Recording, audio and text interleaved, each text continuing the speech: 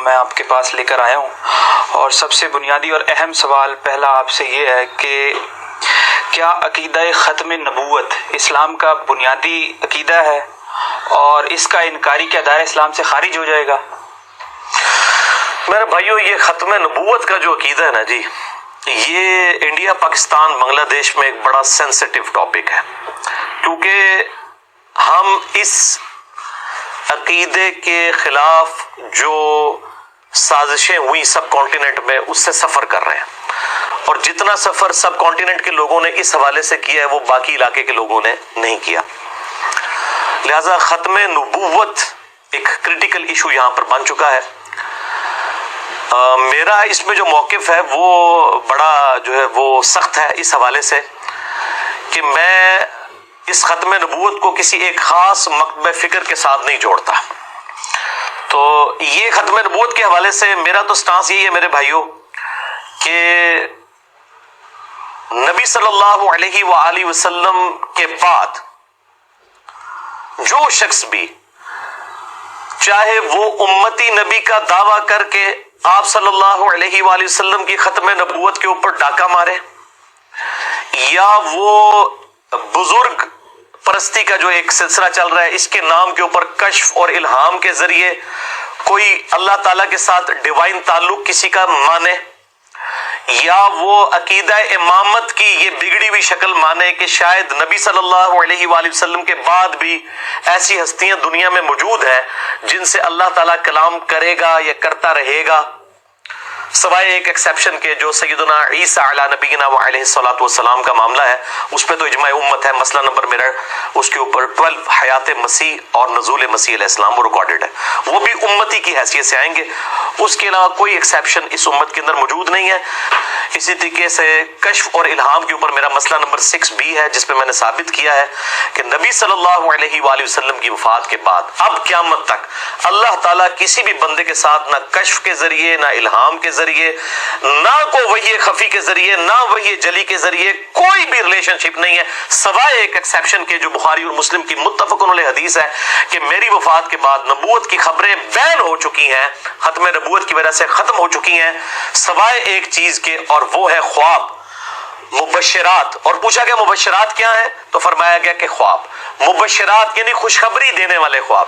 دین نہیں سکھایا جائے گا، نبی صلی اللہ علیہ وآلہ وسلم اپنی مبارک زندگی میں الحمدللہ دین مکمل کر کے گئے ہیں، اب کسی کو خواب میں آ کے یا کوئی اور معاملات کے ذریعے دین میں کوئی ایڈیشن نہیں ہوگی، ناٹ ایٹ آل، دین میں کوئی چیز ایڈ نہیں ہوگی۔ آپ صلی اللہ علیہ وآلہ وسلم دین مکمل کر کے گئے ہیں۔ اب اگر کسی کا یہ پوائنٹ آف ویو ہے کہ نہیں یار وہ خواب میں آگے کوئی انہوں نے ایسی چیز بتانی ہے امت کو جو پہلے بتانا بھول کے تھے، نعوذ باللہ، تو وہ اپنے عقیدے کی اصلاح کرے۔ سورۃ المائدہ میں واضح آ گیا، الیوم اکملت لکم دینکم واتممت علیکم نعمتی ورضیت لکم الاسلام دینا، آج کے دن ہم نے تمہارے لیے تمہارا دین مکمل کر دیا اور تم پہ اپنی نعمت تمام کر دی اور اسلام کو ایز اے ریلیجن تمہارے لیے پسند کیا۔ بخاری مسلم میں موجود ہے، یہ حجۃ الوداع کے موقع کے اوپر یہ آیت نازل ہوئی تھی سورۃ المائدہ کی۔ تو دین مکمل ہو چکا ہے۔ مبشرات کیا ہے کہ کوئی اچھا نیکی کا کام کر رہا ہے وہ خوشخبری آ جائے گی، نبی صلی اللہ علیہ وآلہ وسلم کی زیارت کسی کو ہو سکتی ہے، اور اس حوالے سے جو بعض اہل حدیث علماء کا یہ موقف ہے کہ صحابہ کرام کے علاوہ کسی کے لیے گارنٹی نہیں ہے کہ وہ زیارت کر سکیں، بالکل باطل ہے، اس پہ بھی میرا جو 6B مسئلہ ہے اس کے آخری 40 منٹ اسی کے اوپر تھے۔ آپ بلکہ یوٹیوب پہ جا کے لکھیں خواب میں دیدار مصطفیٰ صلی اللہ علیہ وآلہ وسلم تو میری ویڈیو کھل جائے گی، اور میں نے صحیح الاسناد حدیث سے، صحیح مسلم سے، ابو داؤد سے، ترمذی سے، باقی کتابوں سے ثابت کیا ہے کہ نہ صرف صحابہ بلکہ تابعین، تبع تابعین، تبع تابعین تک نبی صلی اللہ علیہ وآلہ وسلم کی لوگوں نے زیارتیں کی ہیں اور باقاعدہ حدیث کی کتابوں میں موجود ہیں۔ تو وہ مبشرات ہوں گے، خوشخبریاں، اس میں کوئی دین نہیں سکھایا جائے گا، صرف یہ کہا جائے گا یہ کام اچھا ہو رہا ہے یا برا ہو رہا ہے، اور اس کی بھی وہ پھر پوری شرائط ہے۔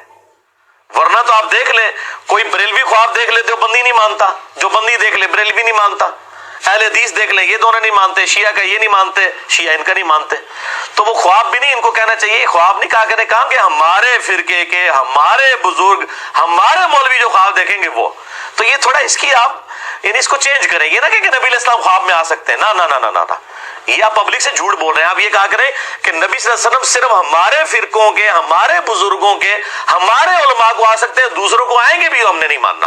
طارق جمیل صاحب کا وہ جو خواب والا معاملہ ہے، کس طرح بریلویوں نے مذاق اڑایا، ٹھیک ہے، اسی طریقے سے بریلویوں کا آئے گا دیوبندی مذاق اڑائیں گے. تو یہ ساری چیزیں اسی طریقے سے. تو ختم نبوت کا مطلب یہ ہے کہ نبی علیہ السلام کے بعد کوئی کشف نہیں کسی کے اوپر، کوئی الہام نہیں ہے، کوئی امتی نبی نہیں ہے، کوئی ایسا معاملہ نہیں ہے. عیسیٰ علیہ السلام کی ایکسیپشن میں نے الگ سے بتا دی. تو اس پہ جن جن لوگوں نے ڈاکے مارے ہیں وہ سب ایک لیول کے مجرم ہیں.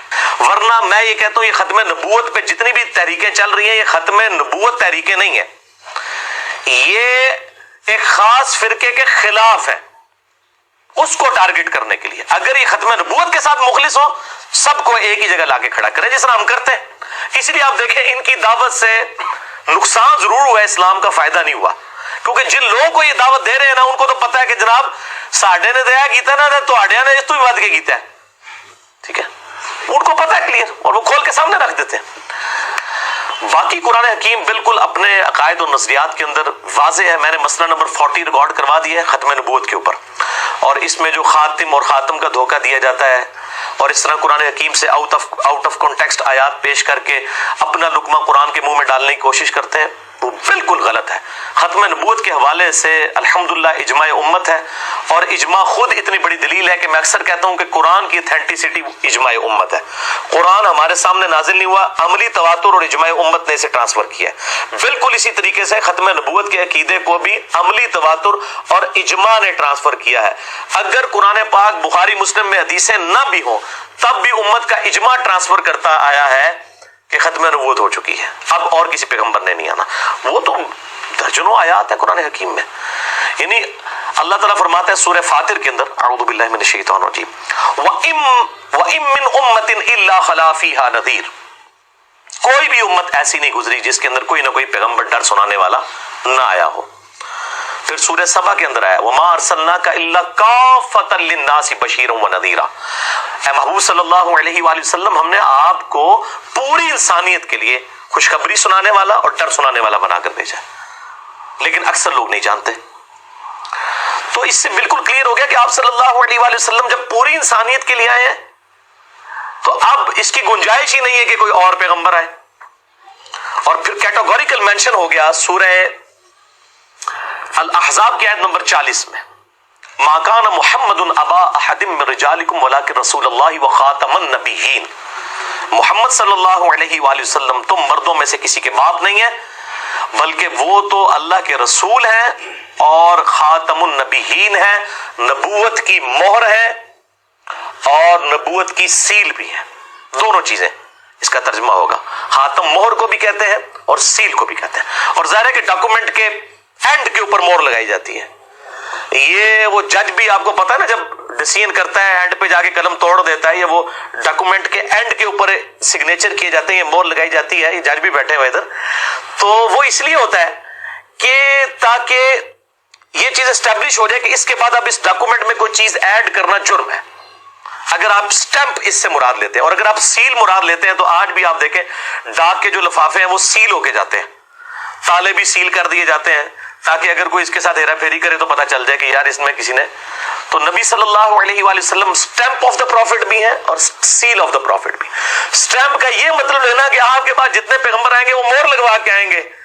تو یہ تو مطلب اپنا لقمہ قرآن کے منہ میں ڈالنے والی بات ہے.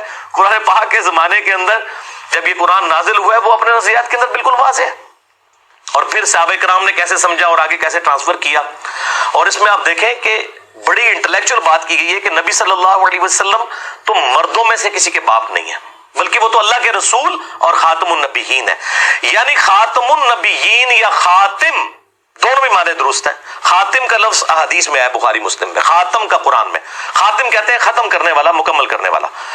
تو آپ صلی اللہ علیہ وآلہ وسلم جو ختم نبوت آپ پر ہوئی ہے، ساتھ ہی کہا کہ آپ مردوں میں سے کسی کے باپ نہیں ہیں. کیوں؟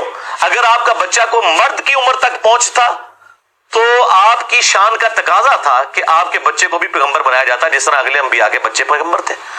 اور زید ابن حارثہ کو کہا جاتا تھا زید ابن محمد منہ بولے رشتے کی ممانعت کی گئی اسلام میں قرآن کے اندر. اور پھر کہا کہ مردوں میں سے باپ ہی نہیں کس کے, وہ تو اللہ کے رسول اور خاتم النبیین ہے, یعنی ختم نبوت کا تقاضا ہے کہ آپ کا کوئی بچہ جوان ہوگا ہی نہیں, مرد بن ہی نہیں سکتا, کیونکہ ختم نبوت ہو چکی ہے نا. تو مرد کیوں بنے گا بچہ؟ بچہ اگر مرد بنتا ہے تو اس کو پیغمبر بنانا ہوگا آپ صلی اللہ علیہ وآلہ وسلم کو پروٹوکول دینے کے لیے. اور یہ بات میں اپنی طرف سے نہیں کہہ رہا, صحیح بخاری میں موجود ہے. سیدنا عبداللہ ابن ابی اوفا رضی اللہ تعالیٰ عنہ وعلیہ السلام المتوفا 84 ہجری, ان سے کسی نے پوچھا, یہ یعنی بہت بعد میں فوت ہونے والے صحاب میں سے, نبی علیہ السلام کے بعد 73 ایئرز تک یہ زندہ رہے, 84 ہجری میں فوت ہوئے, بلکہ 86 ہجری میں 75 ایئرز زندہ رہے. عبداللہ ابن ابی اوفا, ان سے کسی نے پوچھا کہ آپ نے نبی صلی اللہ علیہ وآلہ وسلم کے بیٹے ابراہیم کو دیکھا تھا؟ آپ کا ایک بیٹا ابراہیم بھی تھا, طیب بھی, طاہر بھی, قاسم بھی, 4 بیٹے. تو نے کہا میں نے ابراہیم کو دیکھا ہوا ہے, اور اگر ابراہیم, وہ تو ابراہیم بچپن ہی میں فوت ہو گیا. عبداللہ ابن ابی اوفا کہہ رہے ہیں اسی حدیث میں, اگر وہ زندہ رہتا تو یقیناً وہ بھی پیغمبر ہوتا. اچھا, اب یہ حدیث بھی ختم نبوت کے اوپر دلالت کرتی تھی, کیونکہ ہے نا کہ محمد صلی اللہ علیہ وآلہ وسلم تو مردوں میں کسی کے باپ نہیں بلکہ اللہ کے رسول ہیں. مرد ان کا کوئی بچہ بن ہی نہیں سکتا, بچپن ہی میں فوت ہو گئے, چھوٹی سی عمر میں فوت ہو گئے, شیر خواری کی عمر میں.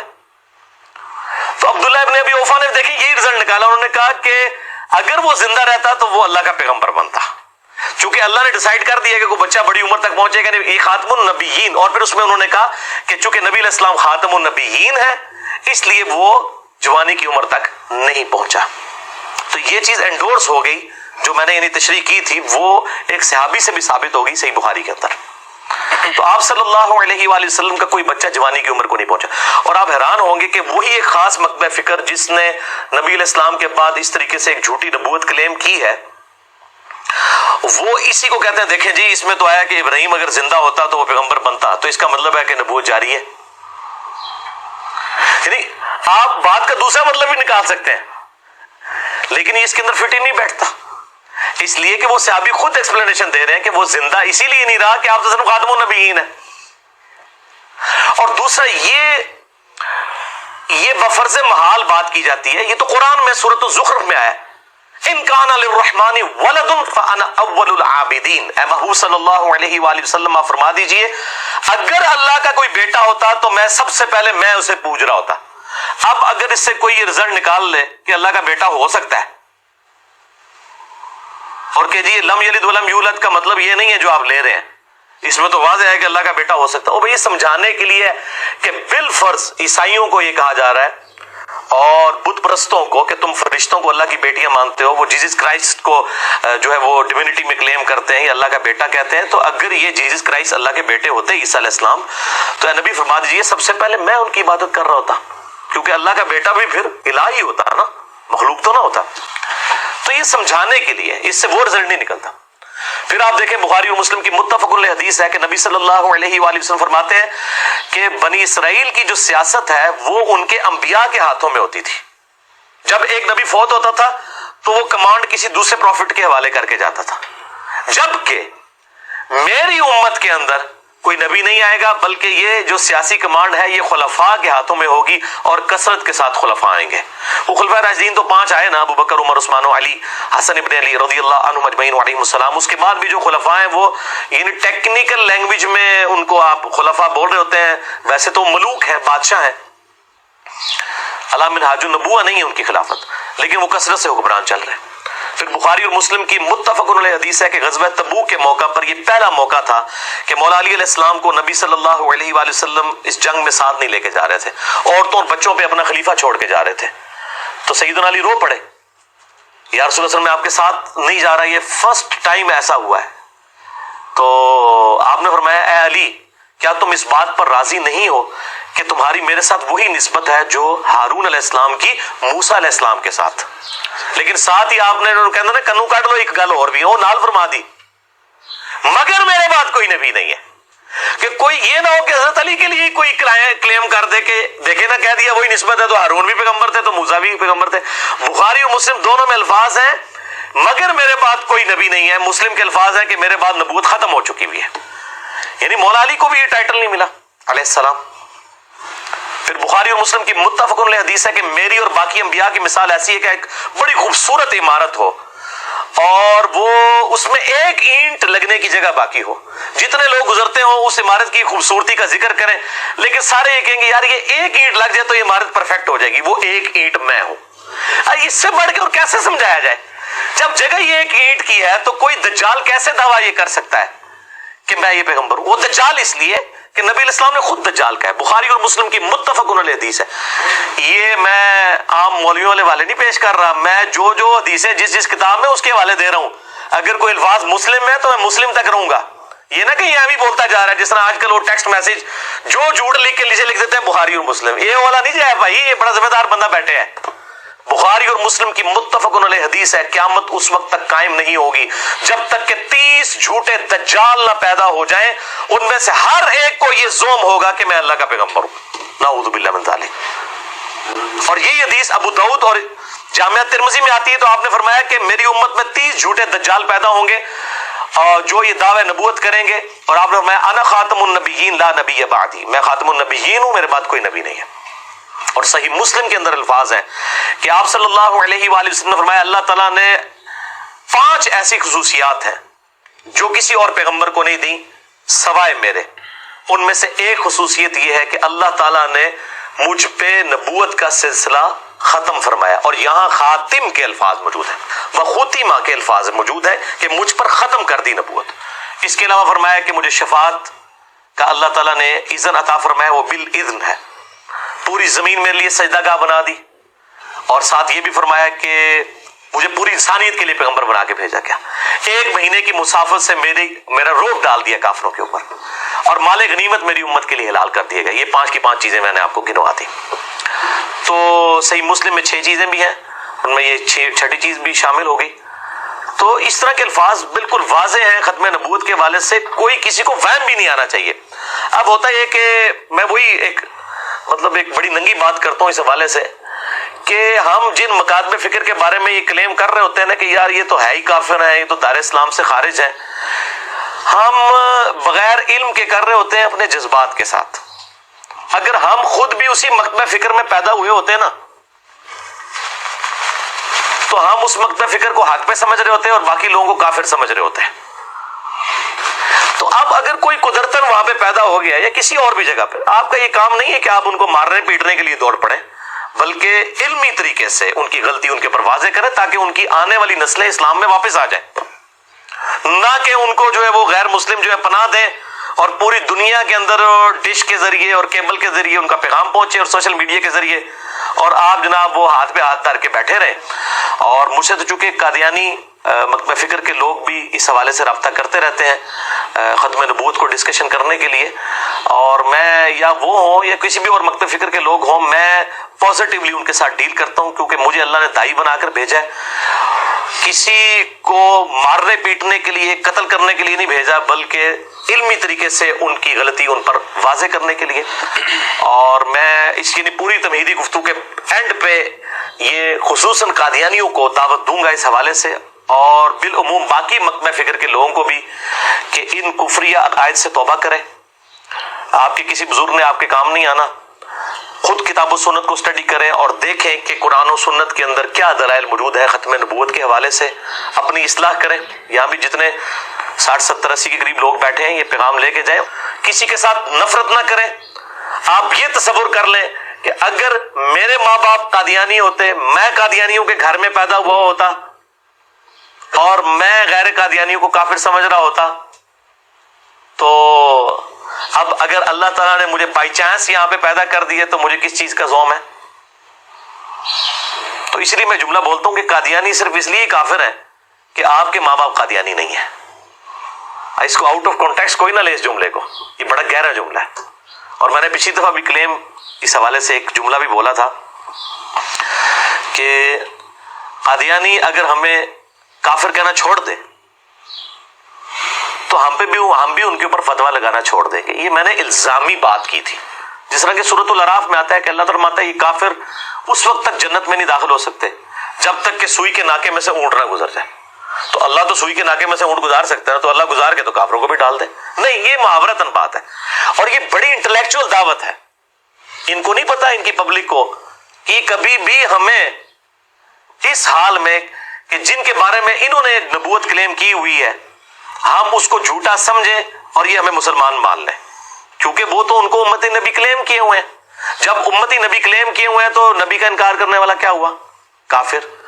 اور اگر میں انکار کر کے بھی مسلمان رہتا ہوں تو اس کا مطلب ہے کہ جس کے بارے میں آپ نے نبوت کلیم کی ہوئی ہے نا وہ نبی نہیں ہے۔ یہ جج تو وکیل ہی سمجھ سکتے ہیں نکال، ٹھیک ہے نا؟ ایک کان اینج کر کے پڑھا ہے کہ اگر میں ایسے شخص کو نبی نہ مانوں جس کو آپ مان رہے ہیں اس کے باوجود میں مسلمان ہوں تو اس کا مطلب ہے جس کے بارے میں آپ کلیم کر رہے ہیں وہ نبی نہیں ہے، کیونکہ نبی کا انکار کرنے والا تو مسلمان ہو ہی نہیں سکتا، تو کافر ہی ہوگا۔ تو یہ ایک انٹلیکچوئل جملہ تھا، اس کو آؤٹ آف کانٹیکسٹ نہ پیش کیا جائے، یہ بہت علمی جملہ ہے۔ اور میرے پاس کچھ قادیانی بھائی کچھ عرصہ پہلے آئے تھے، اور ظاہر ہے کہ میں یہود و نصارہ سے بدتر نہیں ان کو سمجھتا، بالکل کلیئر کٹ، میں اپنی ویڈیوز میں بھی کہتا ہوں، اس لیے کہ وہ قرآن کو مانتے ہیں، بخاری مسلم کو مانتے ہیں۔ بس جس طرح آپ کے بزرگ بابوں نے آپ کو نماز کا طریقہ بخاری مسلم سے نہیں بتایا اور پوری زندگی آپ اس طریقے سے چلتے رہے، توحید قرآن کی نہیں سمجھائی، آپ اپنے اپنے مکتبہ فکر میں دیوبند، بریلوی، اہل حدیث، شیعہ جدھر جدھر لگے تھے لگے ہوئے ہیں، وہ بھی اپنے اپنے مکتبہ فکر میں لگے ہوئے ہیں۔ آپ کا کام ہے آپ ان کی اصلاح کریں، اور ہمارا کام ہے کہ آپ کی بھی اصلاح کریں، ٹھیک ہے نا؟ ہم تو کہتے ہیں جو بھی غلط ہے اس کی غلطی ہائی لائٹ کرنی چاہیے، مارنے پیٹنے والا کام نہیں کرنا چاہیے۔ تو وہ آئے بھائی، میں نے ان کو کہا، میں نے کہا جی مجھے آپ لکھوا کے لا دیں، تو آج 4-5 سال ہو چکے ہیں وہ واپس نہیں آئے، حالانکہ وہ کہہ رہے تھے نہیں ہم آپ کو مسلمان مانتے ہیں۔ میں نے کہا ایسا نہیں، آپ کے عالم دین کو لکھ کے دے کہ جو غلام احمد قادیانی صاحب کو پیغمبر نہ مانے وہ پیغمبر نہ مانتے ہوئے بھی مسلمان ہے، یہ لکھوا کے لیں تو میں آپ کی تکفیر چھوڑ دوں گا۔ یہ میں نے الزامی بات کے طور پہ بات کی، وہ نہیں آئے۔ تو اس کے علاوہ بھی کئی ہیں جو ماشاءاللہ رابطہ کرتے ہیں اور ان کی کلیریفیکیشنز ہوتی ہیں۔ اب یہ ایک الگ سے ٹاپک ہے، مجھے کبھی موقع ملا تو میں انشاءاللہ اس پہ ڈیٹیل ڈسکشن کروں گا۔